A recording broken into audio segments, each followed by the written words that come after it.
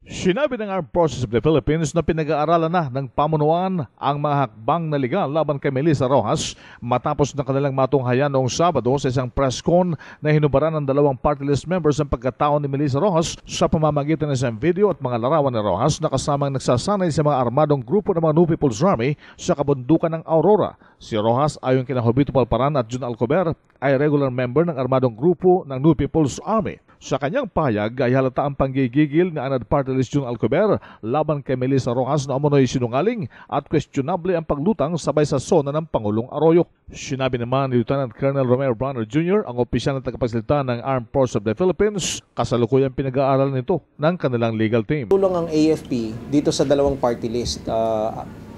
We understand that these two party list will be filing charges.